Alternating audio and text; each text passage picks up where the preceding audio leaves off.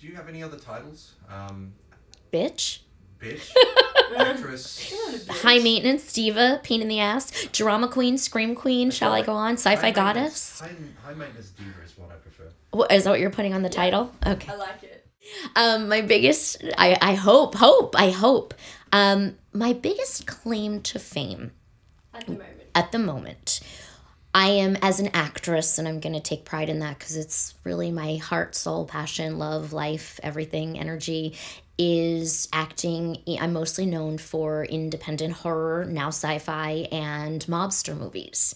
But my biggest claim to fame, I think, would be being a great friend and giving really sound, healthy, supportive, encouraging advice as both a friend and as a life coach.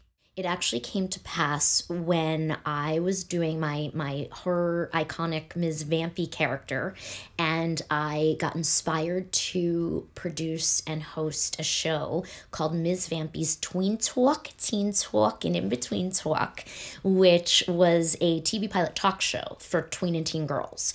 And it was so incredible. I learned so much from these young women, and I'm so much about empowering young women. And so I got so inspired that I went back to school after 2 college degrees and became a board certified life coach from the Life Purpose Institute in 2011, took off of acting and became a life coach to help young people and young creatives, and got really into supporting young women and the LGBT community. So what did you study at college before that? I was a theater major, and I also have a degree in rhetoric and communications, speech communications, interpersonal communications. I was going to go to law school because it was the right thing to do, because that's what everyone said was the right thing, and chose to follow my heart and my passions, and went to New York and became an actress, a working one. I have Be You and Be Fearless lifecoach.com, which is my coaching business. So I coach, it started out with young women and then kind of crossed over to the LGBT community.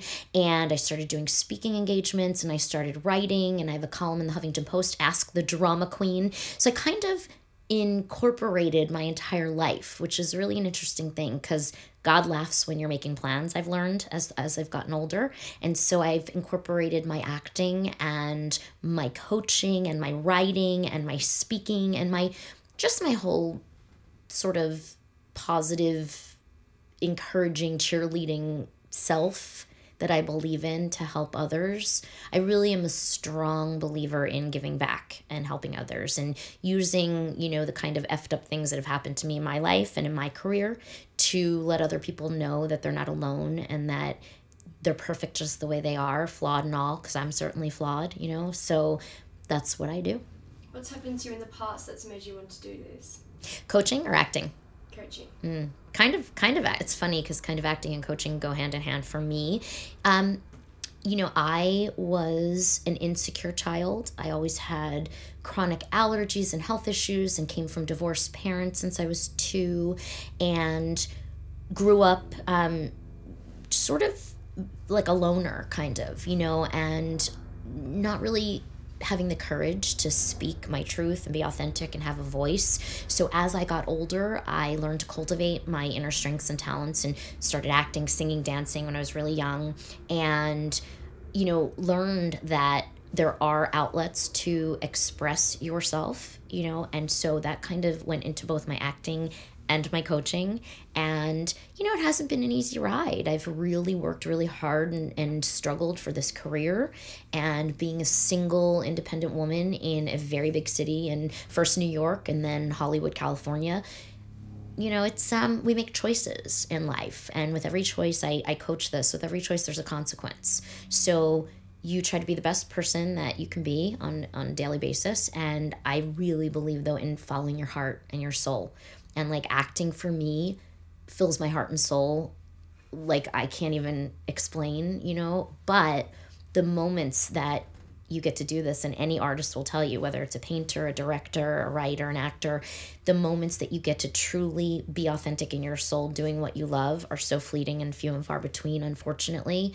I guess others have more opportunities, but if you're on a consistent TV series, but when you're doing a film and you're in it and you're working for a month and you're so, engrossed and it's so amazing and it's like the happiest I ever am. But when I'm not doing that, and there's sometimes months that go by where I'm not, then I have finally found something with my life coaching and speaking and helping others that really fills my heart and soul as well in a different way. So Starship in a way filled your heart and soul a little bit. Was it your first sci-fi film, was it? Well, I actually worked with the phenomenal Neil Johnson as my director in a very micro-budget film called Alien Dawn.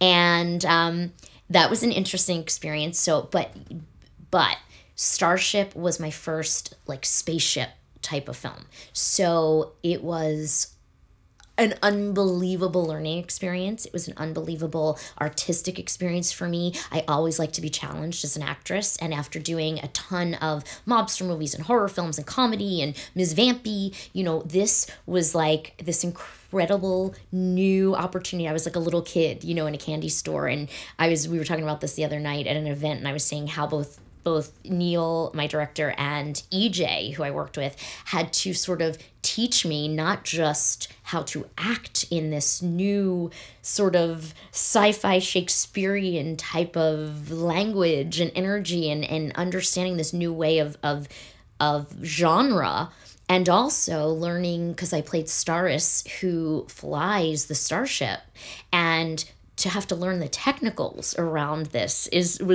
it was like I felt like a little kid again. Like it was something totally new, totally exciting, totally scary. I was scared to death. I sat, on the spaceship, on the starship, and I was like I felt like I was playing like a video game, and I couldn't quite grasp initially the first couple of days how to work the technicals, and where your eye line goes when you're on the spaceship and what's going on and what your choices are, and you're looking at planets and it was crazy for me, but it was exciting and I had so much fun, and I felt like I really broke into something that I love and something new and exciting, and I can't wait, and I hope I have the opportunity to do more, whether it's Starship sequels or something else that Neil stars me in.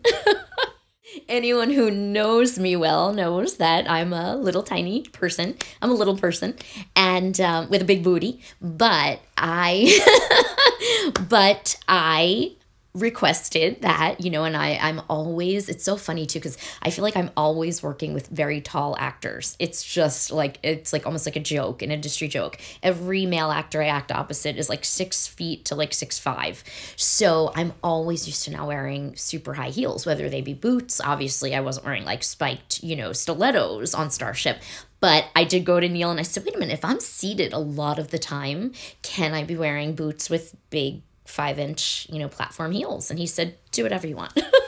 He said, whatever makes you feel secure and good and happy and like Stars, the character. And, it's kind of something that, obviously Brooke in real life is big on the heels and being taller. But all of my characters, I sort of make it work and make sense out of it and find a reason that, they wear them as well.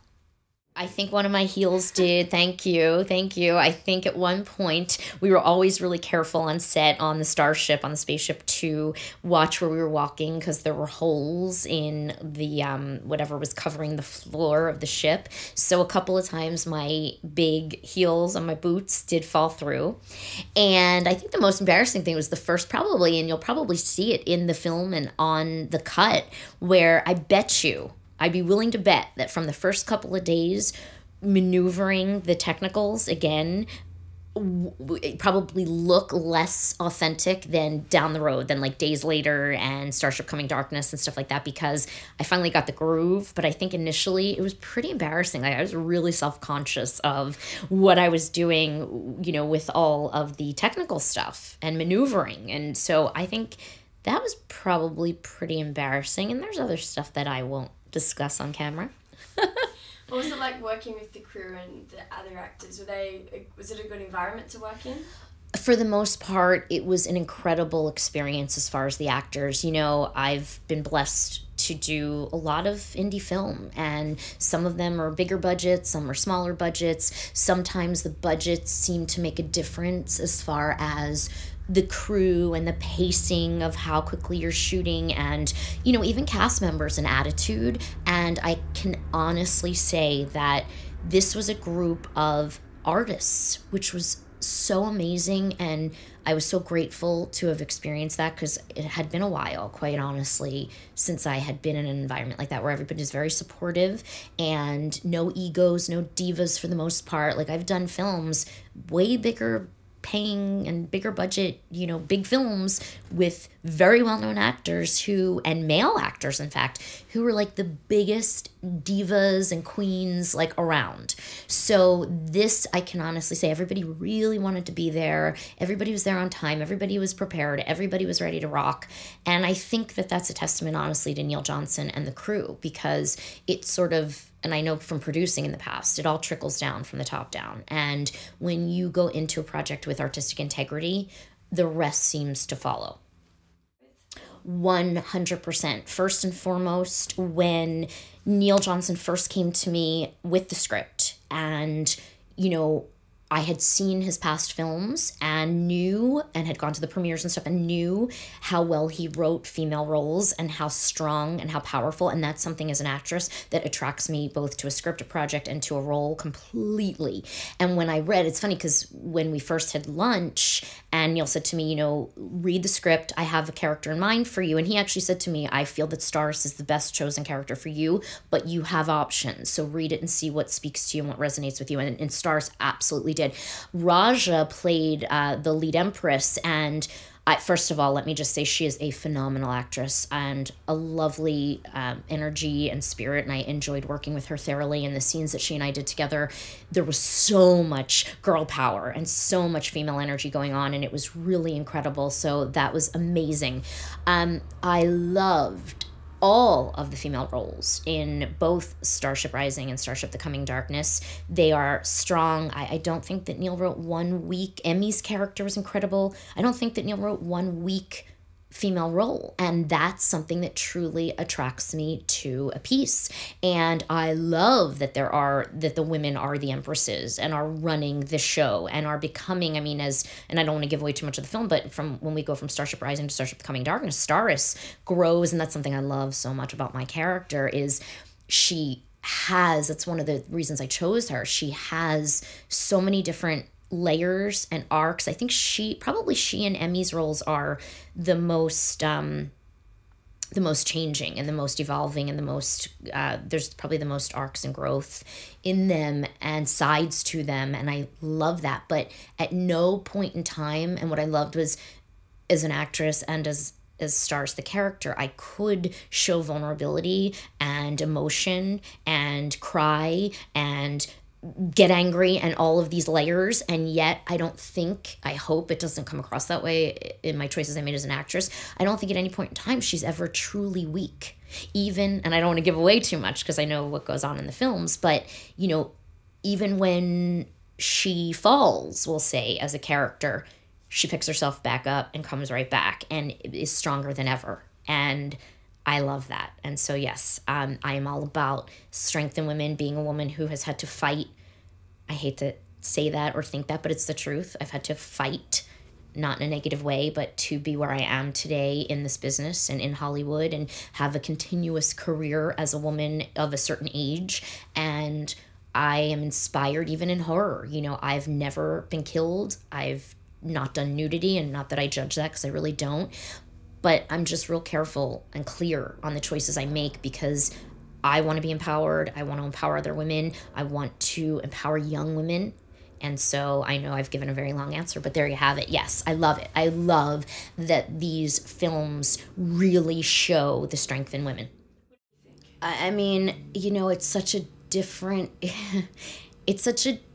world that I'm ashamed to say I don't know enough about. I have friends who are Iranian and Persian and have shared stories with me about how oppressed women are over there, and it's a little bit shocking to me. I think, again, with me growing up in a big city in Philadelphia, New Jersey, New York, and then moving to Hollywood, I've always been in big liberal cities and I'm so liberated and so liberal and such an independent woman who's been on her own and single and forever. And so it's hard for me to really process what goes on in other countries.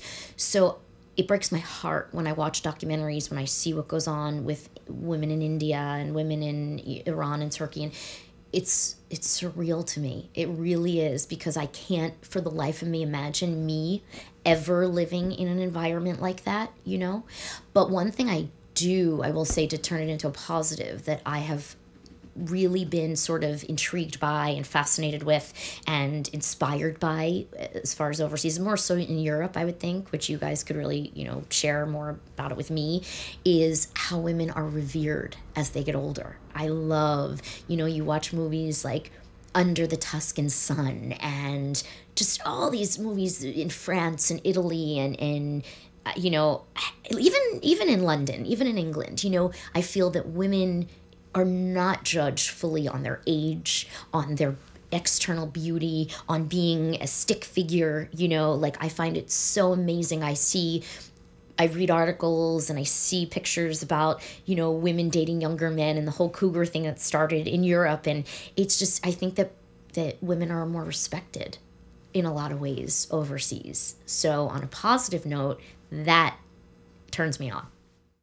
Ms. Vampy, again, sticking with the theme of empowering women, years ago, when I broke out in independent horror films and the title of Scream Queen was bestowed upon me, and I'm forever grateful. Best fans. Now I'm learning sci-fi fans are close, but horror, best fans ever. And I had done a bunch of horror films and won the B-Movie Golden Cob Award for Leading Lady Scream Queen of the Year. And I have always been madly in love and inspired by Elvira. And I thought, well, I've got this horror fan base and following now, and they've been incredibly supportive. And how can I take this newfound genre and fame and kind of do something that inspires me, that can inspire others, especially women? And I created, it's such a long story, but this marketing company had come to me back in 2008, and they wanted me to do, done like vampire modeling shoots, and they wanted me to do Brooke Lewis Vampire Goddess, and we were talking about apps and all this crazy stuff before it ever was even hot, you know, on the iPhone. And they talked about, you know, me pushing my boobs up even more and getting real sexified, and I was like, this is so not me. Like, if I'm going to do something like this, it has to be my essence. It has to make sense. I have to be inspired to do it. And I sat down with my producing partners at the time, and they said, what do you want to do? And I said, you know, and we hadn't even had a name for her yet. And I said, you know, if I was going to do something, I want it to be the body, like encapsulate, what's the word? Encapsulate, thank you. Encapsulate the body of my biggest work as an actress to date, which was, at that point, horror films. It had been mobster movies and comedy. You know, I started at Tony and Tina's The Mobster Wedding off Broadway, did that for 3 years in New York. So I always loved Marissa Tomei's character, my cousin Vinny, Mona. Used to do her all the time. My biological clock is ticking, you know. And so sort of Ms. Vampy was born out of that. I put together those 3 genres, and when we were coming up with the name, everybody was making suggestions, and I thought, people have, since I was young, have always said to me, you're so vampy, you're so vampy, you're such a vampire. And I'm like, I am Ms. Vampy. And Ms. Vampy was born with the intention of being like an Elvira crossed with Mona and my cousin Vinny. And I'm so blessed. Like, we did this first web series. We shot beginning of 2009 and launched it, or end of 2008, 2009, launched it. The horror fans just went crazy. We had so much publicity. It was surreal. And I was getting invited to, as Ms. Vampy, to do appearances and paid to go all across the country. And Ms. Vampy was born, and I'm like forever grateful. And then I just kept going with it and took her in the direction I wanted to take her, to do the Tween Talk TV pilot talk show to help teen girls, based on Vamp It Out, which was a TV series that we wrote and pitched with a film spin, and it's just grown ever since. Once I became a board certified life coach and started coaching in different arenas, and started more recently doing the love and dating coaching, which I love because I'm such a love bug, both as Brooke and Ms. Vampy's like all about love. And so then recently we just launched Ms. Vampy's Love Bites, that Matt Rao produced and Stacey Lane Wilson directed. And, you know, that's a web series with a little bit of a TV pilot that we've been pitching as well. So she's just taken shape, and, you know, I just follow my heart, which is perfect for love. And Ms. Vampy's all about love. also. The kinky scene. Kink Okay. rub scene. This was perfect. Yeah, we should totally talk about that. Because speaking of indie films, so, and you know this, so we're on set and it's like, and like Neil's like on set bedroom is in there and we've got this leopard comforter and everything's like leopard and I'm like, okay, I'm in a soft core, erotica film going on right now. And we've got this space that is as tiny as this couch that I'm sitting on. And we've got half the crew in the room and Neil there with the handheld and like, it was hilarious. It was hilarious. And we're trying to decide, are we gonna like, and I said to Neil, how deep of a kiss is this? Tell us what's going on, and Darren and I are having a conversation about what happened the moment before and where are we going with this and what's happening and are we having sex and what just happened? So Neil's like, let's shoot it a couple different ways. Like, let's start out with just a really sort of romantic and light kiss and then we'll work our way up. So that's what we did. And we worked our way up too. He's like, just go for it. And Darren and I are like, I'm like on top of him. And he's such a cute, sweet little British boy. And it's funny too, because a lot of my girlfriends and fangirls now have like emailed me and tweeted me and said, oh, who is that Darren Jacobs? He's such a hot guy. And it's so funny. He's such a cutie and a sweetheart and a wonderful actor. So he was totally respectful. We had so much fun. But we got into, we got a little down and dirty. And we did some tongue action, which as a professional, you have a conversation with your fellow actor before you do that. But we did some tongue action and it was kind of yummy. Was he a good kisser? He was. He was. I trained him. Neil directed him. Was it awkward or anything while you were doing it with everyone in the room?